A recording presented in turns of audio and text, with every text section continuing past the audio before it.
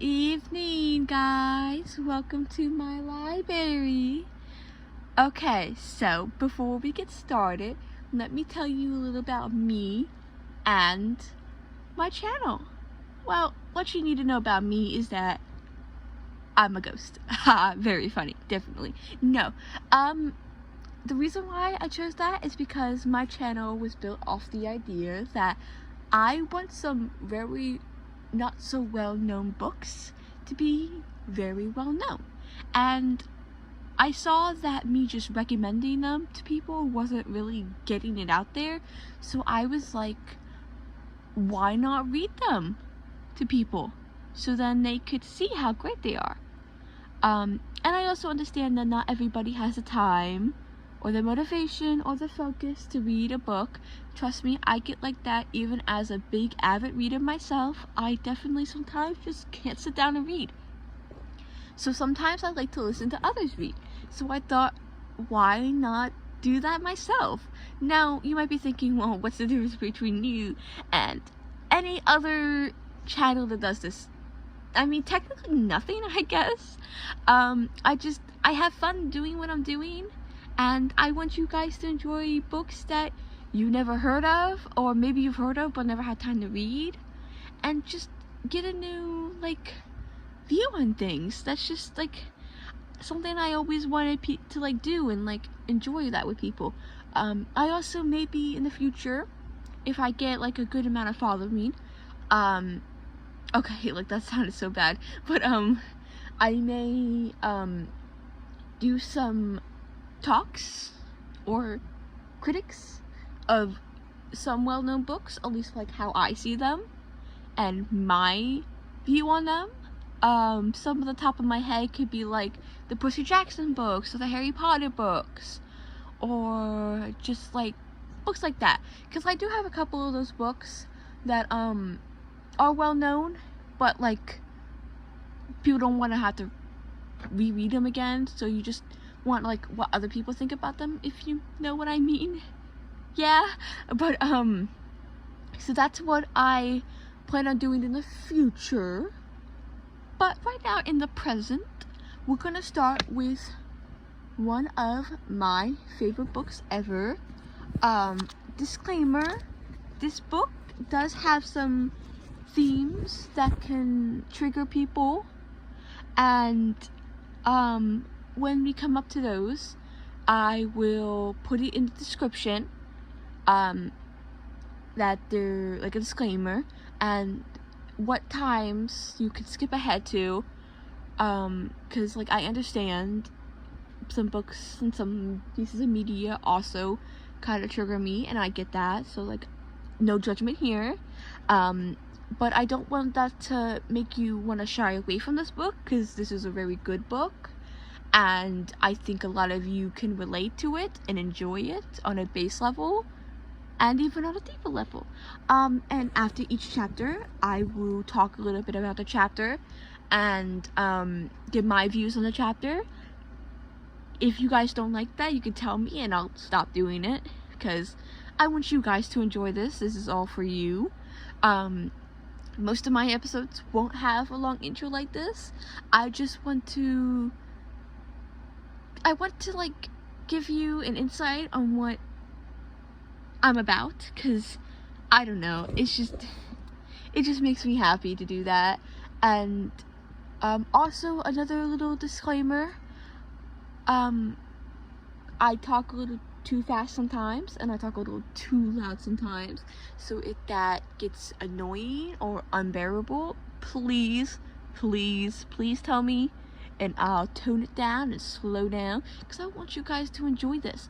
I want you guys to be doing your schoolwork or drawing or just relaxing at home and just having me on the background while I read.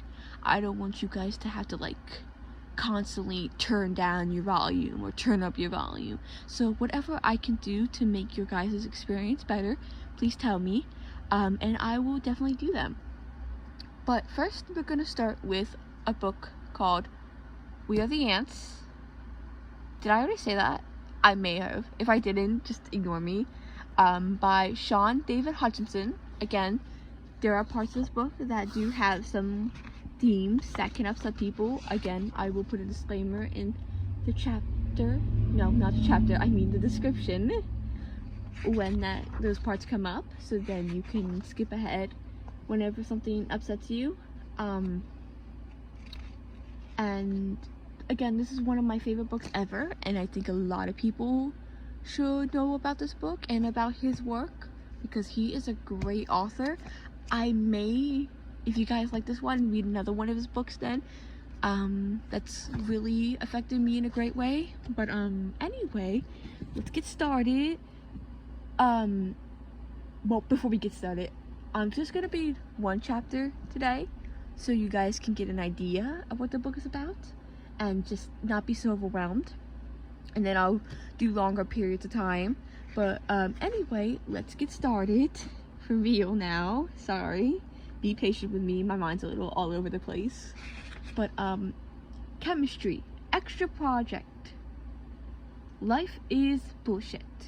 Consider your life for a moment. Think about all those little rituals that sustain you throughout your day. From the moment you wake up until the last lonely midnight hour when you guzzle a gallon of NyQuil to drown out that persistent voice in your head, the one that whispers you should give up, give in, that tomorrow won't be better than today. Think about the absurdity of brushing your teeth, of arguing with your mother over the appropriateness of what you're wearing to school, of homework, of grade point averages, and boyfriends and hot school lunches, and life. Think about the absurdity of life. When you break down the things we do every day to their component pieces, you begin to understand how ridiculous they are. Like kissing, for instance. You wouldn't let a stranger off the street spit into your mouth, but she'll swap saliva with the boy or girl who makes your heart race and your pits sweat and gives you boners at the worst fucking times. You'll stick your tongue in his or her or their mouth and let them reciprocate without stopping to consider where else their tongue has been, or whatever they're giving you mouth herpes or mono or leftover morsels of the tuna salad sandwich. We shave our legs and pluck our eyebrows and slather our bodies with cream and lotion. We starve ourselves so we can fit into the perfect pair of jeans. We pollute our bodies with drugs to increase our muscles so we'll look ripped without a shirt. We drive fast and party hard and study for exams that don't mean dick in the grand scheme of the cosmos. Psychics had theorized that we live in an infinite and infinitely expanding universe and that everything in it will eventually repeat. There are infinite copies of your mom and your dad and your clothes-stealing little sister.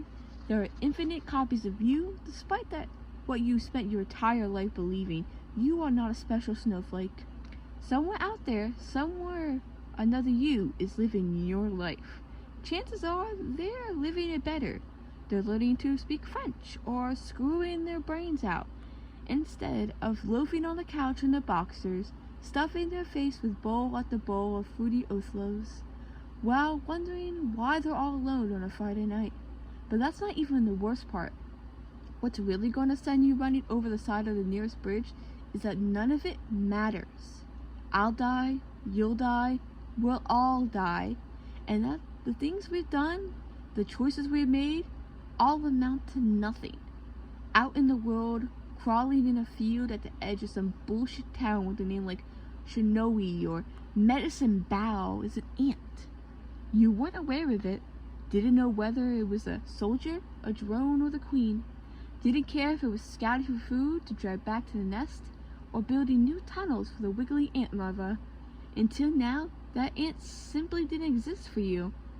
If I hadn't mentioned it, you would have continued on with your life, pinballing from one tedious task to the next, shoving your tongue into the bacterial minefield of your girlfriend's mouth, doodling the variations of your combined names on the cover of your notebook, waiting for electric bits to zoom through the air and tell you that someone was thinking about you, that for one fleeting moment, you were the most significant person in someone else's insignificant life. But whatever you knew about it or not, that ant is still out there doing ant things, while you wait for the next text message to prove that out of the 7 billion self-centered people on the planet, you are important. Your entire sense of self-worth is predicted upon your belief that you matter to the universe, but you don't, because we are the ants. I didn't waste time thinking about the future until the night the sluggers abducted me and told me the world was going to end. I'm not insane. When I tell you the human race is toast, I'm not speaking hypothetically the way people do when they say they're all dying for the moment our mothers evict us from their bodies into a world where everything feels heavier and brighter and far too loud. I'm telling you that tomorrow, January 29th, 2016, you can kiss your Chipotle eating, Frappuccino drinking fat ass goodbye. You probably don't believe me. I would in your place. But I've had 143 days to come to terms with our inevitable destruction. And I spent most of those days thinking about the future, wondering whatever I have or want one, trying to decide if the end of the existence is a tragedy, a comedy, or as inconsensual as the chem lab I forgot to turn in last week. But the real joke is that the sluggers have revealed to me, the date of the Earth's demise, is that they offered me the choice to prevent it. You asked for a story, so here it is. I'll begin with the night the sluggers told me the world was toast, and when I'm finished, we can wait for the end together. Okay, guys, look at that. We finished the first chapter. Isn't that amazing? It seemed a little short, didn't it? Don't worry, if I remember correctly, the chapters continue on or a bit longer. But let's dive deep down about this chapter. Well, not really.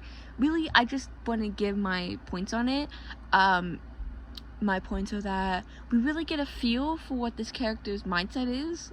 And you're probably thinking, like, duh, this person is, like, super pessimistic and, like, a downer person.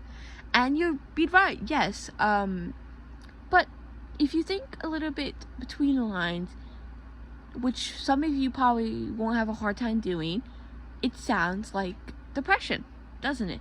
A lot of people with depression, including myself, can feel like the world just isn't important and that there's nothing that really feels worthwhile, and like if the world ended, that would be fine. And that's what we're really getting from the character. Yes, the character can seem like a jerk at first, but when you really read between the lines, you have a little bit more depth there. Now, of course, I'm not saying you can't think the speaker is a jerk, because, like, I definitely agree. He does come off as jerkish. Jerkish? Is that a word? But, I just want you guys to keep an open mind and think that there has to be a reason why this person... Okay, no, there doesn't have to be a reason why. Some people are just jerks in general, but, like, for this character, I want you to remember that there's a reason why he's like this.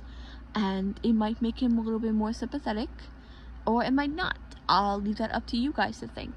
But, yes, I am so glad that we got the first chapter out. And I'm so excited to read more with you guys, which should be tomorrow night, hopefully. If not tomorrow night, then tomorrow afternoon. Sometime tomorrow. But anyway, I hope you guys have amazing nights or days whenever you're watching this. And I'll see you next time. Bye.